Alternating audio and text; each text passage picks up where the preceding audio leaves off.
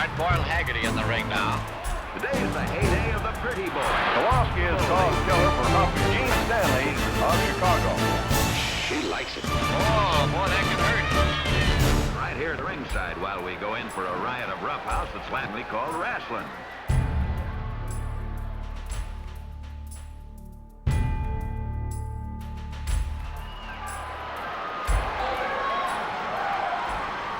One, two, three, 4, 5, 6, 7, 8, 9, 10, 11, 12, 13, 14, 15, 16, 17, 18, 19, 20, 21, 22, 23, 24, 25, 26, 27, 28, 29, 30, 31, 31 complete rotations from the Iron Sheik. The Iron Sheik's unquestionable strength in the wrestling arena is due in large part to his Iranian heritage. To find his actual roots, we must travel to the old Persian Empire of Iran. It is here, in the village of Damghan, a town situated just 100 miles from the Iranian capital of Tehran, that on the 9th of September 1942, the Iron Sheik was born and was named Hossein Khosrow Vaziri. His father Asham and mother Marga were hard-working pistachio farmers. The Iron Sheik, who his friends knew as Koz, together with his 3 brothers and a sister, all helped out on the family farm. We raised pistachio, Persian pistachio, and also grapes and watermelon, whatever. Their job was farming, the farmer people. My mother, father, and background and brother, I had Ali and Muhammad and Hassan and Ali and Masumi, my sister. And I was maybe 5 years old. At the time of his birth, World War II was in its 3rd year. And just a year prior to Koz's birth, the Shah of Iran had failed to expel all Axis nationals, which had led to an Allied occupation of Tehran. The Shah had then abdicated in favor of the Crown Prince Mohammad Reza Pahlavi. Across Europe, Hitler's forces had what looked like a stranglehold, and by the fall of 1942, Germany and its Axis friends ruled an empire that stretched from the gates of Moscow to the shores of the Atlantic, from the deserts of Africa to the Arctic Ocean. In Bombay, India, Mahatma Gandhi's plea to end English rule provoked fierce riots, while on the home front, kids in Britain and North America cheered on their movie hero Flash Gordon as he endlessly fought the planet Mongo's master villain, Ming. Let me talk to him. Listen, Ming. If you harm Dale Arden, I'll come there and kill you with my bare hands. I am not interested or disturbed by the ravings of a madman. Dale has not been harmed. She will tell you so herself. Step here, my child. Flash. Get me out of here. Get me out. Dale, listen to me. Don't be afraid. We'll get you out somehow. The Vaziri family were far removed from these events, and by the time Koz had reached the age of 6, his family had left the farm and relocated in the city of Tehran. We had a gym business. People come work hard and training, and then have a good shower, sauna, massage, physical therapy. My father and mother, they had a business. I was 7 years old. Most famous sport in Persia at that time, that age, I was a freestyle wrestling and Greco-Roman, and a lot of champions come to my club of the father. I started wrestling in old country, Tehran, because only wish I had in my life to be someday world champion, Olympic champion, because it was a very popular sport that times in Iran, capital of the Iran, Tehran. And I was lucky, I was around a bunch of great wrestler, and that was my hobby, and that was my #1 major sport in the high school, wrestling.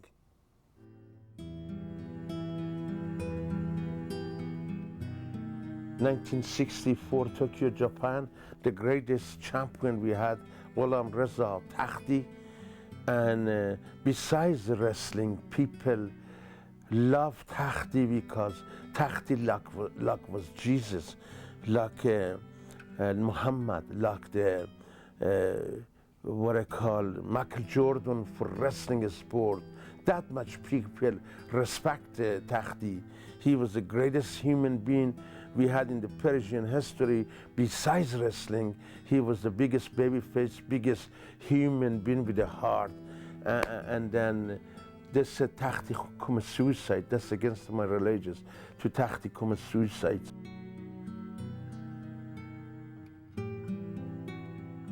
So I'll be honest with you, since Takhti died or killed the Takhti, sport to me was nothing like before.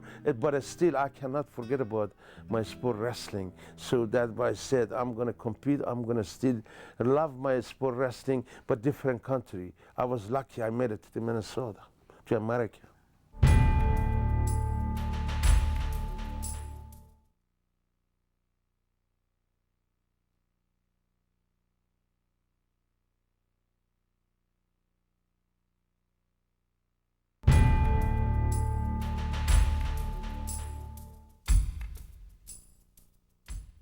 I was an AAU champion besides Iranian Olympic wrestling champion, #1, toughest sport in the world. That's because I go in the ring, I wear that Iranian Olympic wrestling singlet, and also I wear America.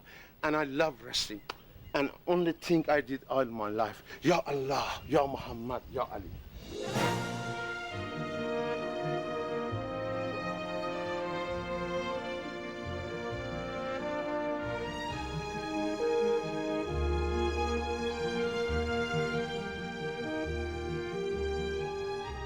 Like I said, I was lucky I grew up in the oldest country in the world, Iran, with the freestyle and Greco-Roman toughest sport in the world game and Olympic game and army. And I come to the Minnesota, which was good first year. So I was a coach, assistant coach, assistant Mr. Allen Rice too. I make the team be the best for amateur. But later on I found out it's good to have that gold medal. All of us is there. People never forgot. But I found that I cannot eat the gold medal. If I take it to the supermarket, I cannot get a banana or apple with my gold medal. So I decided to go professional to make better living.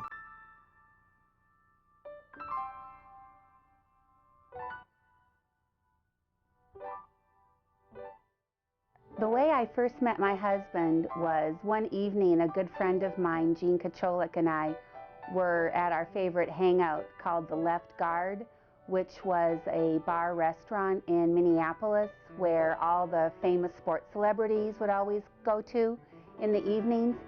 And she and I were there that evening, and we were just standing around talking to one another. And my husband-to-be, Kaz, came up and introduced himself. And what really struck me about him was his great looks,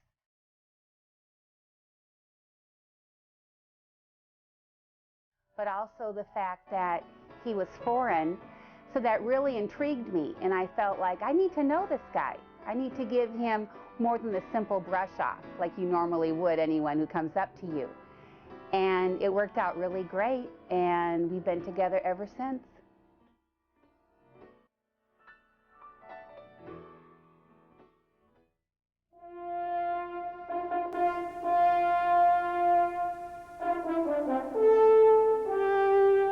It was oil that vastly increased the fortune of the last Shah of Iran. His dynasty dated all the way back to 1925.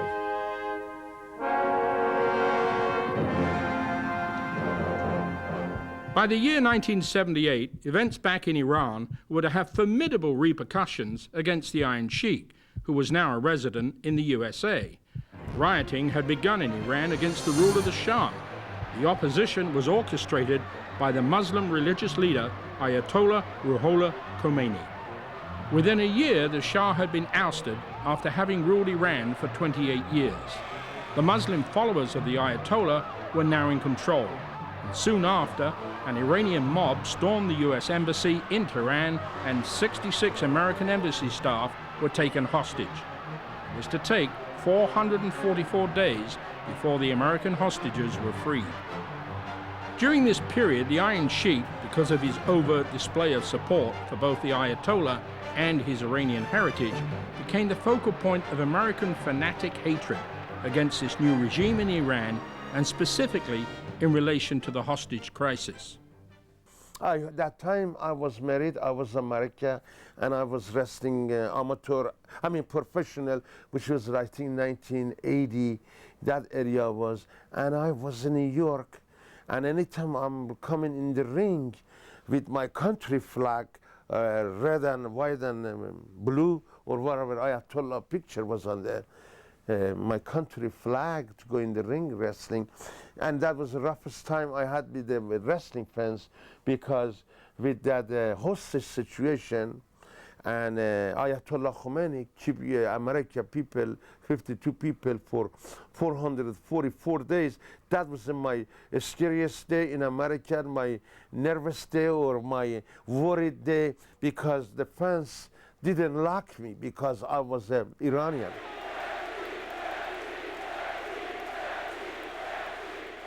But also people respect Khosrow Vaziri, Iron Sheik, because I was the best Olympic, amateur, professional wrestler till I can be the WWF champion.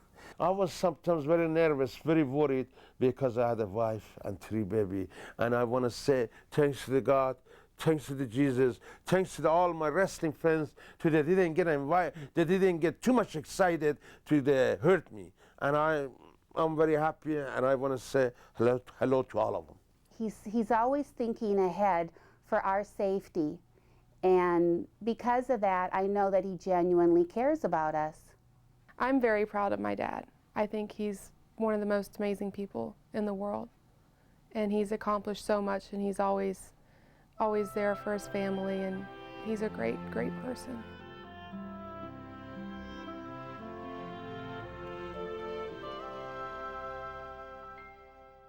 The Iron Sheik has another side about him besides being a soldier from Iran and a bodyguard to some of the top politicians of his native land. He also has a side of him where he loves the United States of America. Once I visited him in Dallas, Texas, and he took me to the JFK Museum, and here's this big burly wrestler where they reenact the assassination of JFK, one of the most beloved presidents of all time. And when I looked over at the Iron Sheik, here was tears rolling down his eyes. As they were rolling down mine, it's a very emotional thing because you relive this tragic moment in history, and it shows another side of the man that many people aren't privy to knowing about him. But truly a patriot.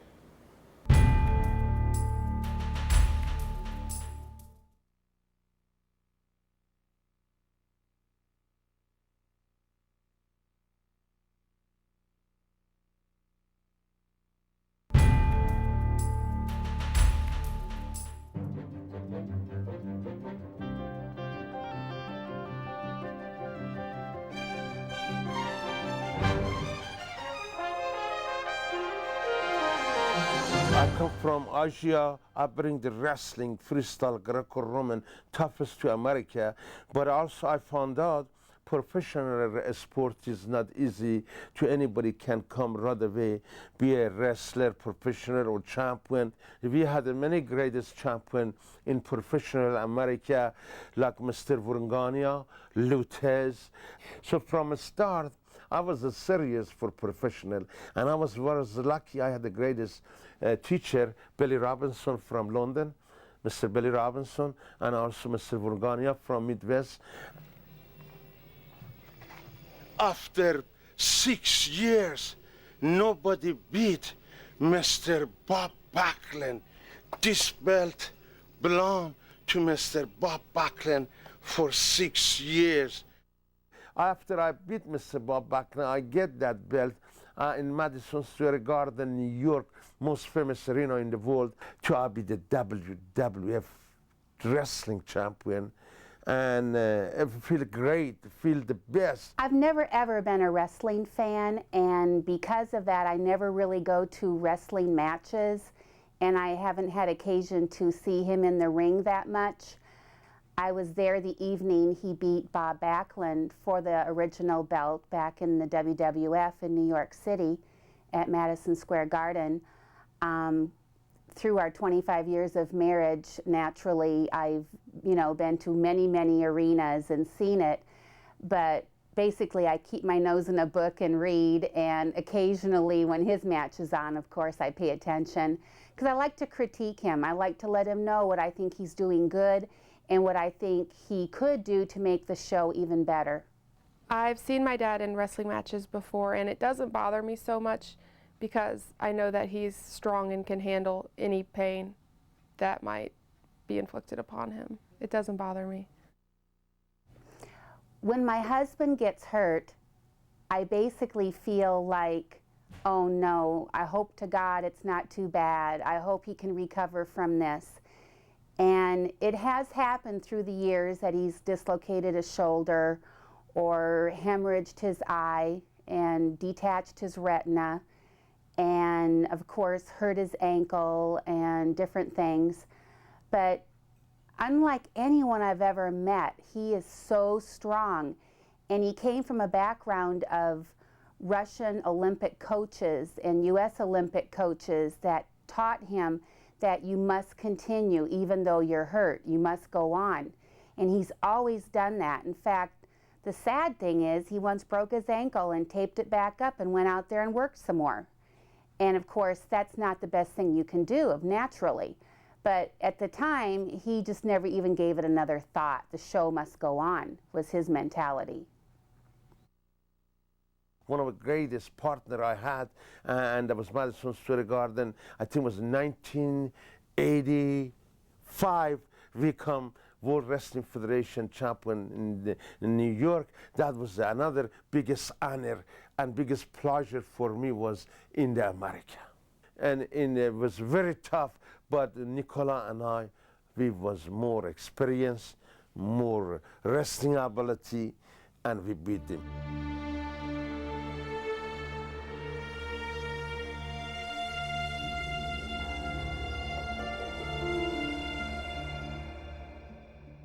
Mr. Hulk Hogan, everybody know, all of my wrestling fans in the world, Canada, America, Japan, Europe, London, Paris, all know I was the real, come from wrestling background. But Mr. Hulk Hogan, only thing he was a bodybuilder.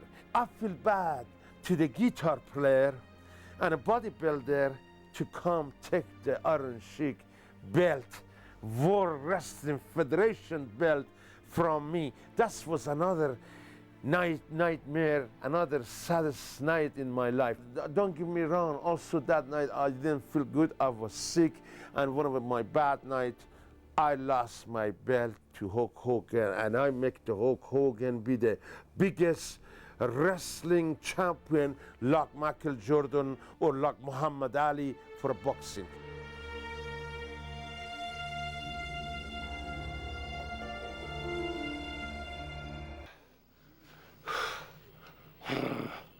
Ya Ali, Ya Muhammad, Ya Allah. Do I hope my husband gives up wrestling soon as a mom and as a wife? Absolutely. I wish for him to get out of the limelight, enjoy himself, enjoy his peace and quiet, his privacy. And I want for him a healthy life. I want for him to basically find a different career and do it well like he's done with wrestling. But most of all, be happy in what he's doing. He loves wrestling. It's like breathing for him. He's always loved it. But there is a time when your body just can't hold out forever. The Iron Sheik will be taking pictures in the ring. I think I can wrestle another 10, 15 years if God go behind me and my wife and my family. And like I said, only game I had all my life, and I hope 10, 15 years wrestling more, be a trainer, be a coach, be assistant, whatever. Only game I had, only thing I have to do, I hope another 10 years. Like I said, as long as my health is good, knees good, ankle good shape, and wrestling sport is my heart, my blood. I cannot quit, I cannot give up, I'll be honest with you. The Iron Sheik still travels the country with his Persian club, Test of Strength. The rules being, he will double anybody else's number of Persian club rotations.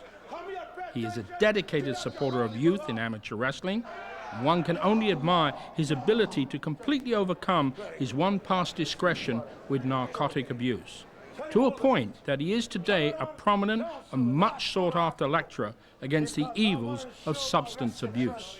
I want people, my wrestling fans, respect me as a sportsman, not a politician. And I want to also say hello to all my wrestling fans, and my pleasure to share my experience to the all new generation. And I want people respect me as a good coach, as a good champion, as a good performer, whatever they want to say, and I respect him too. I thought you had a show the end of July. As a father, he can be strict in the fact that he won't allow the girls to do anything that would shame him or embarrass him. He's tried to raise them in a way that they realize who he is, how hard his life has been, the road that he has come from, and he wants them to realize that nothing is handed to you in life. It's all a struggle. And whatever you put in it is what you will get out of it. And so he's instilled a very good, strong work ethic in all of them. And they adore him. For whatever they want, otherwise we just eat here or order whatever, Kentucky Fried Chicken or my favorite one, whatever. I love him very much, and he has made me everything that I will be today. And that I think he's the greatest father. His beautiful daughters and wife Carol obviously adore this man, a man who came from a far-off land whose culture is so very different to those in North America. But he has survived and prospered, winner of the much-coveted WWF heavyweight title and a gold medal winner in the Olympics are but a few of his outstanding achievements. Look into his eyes, and you know this man will never quit. Coz Vaziri, the Iron Sheik, is a credit to his country, his heritage, and his family. But best of all, he is a credit to himself. It is said, when all things become alike, they become anonymous.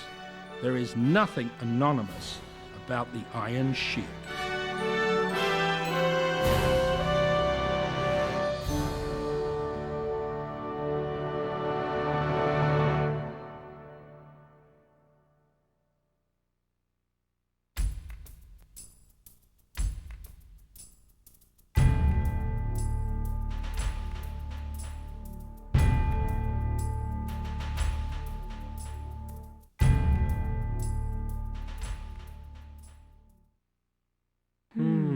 Please refer to your manuals.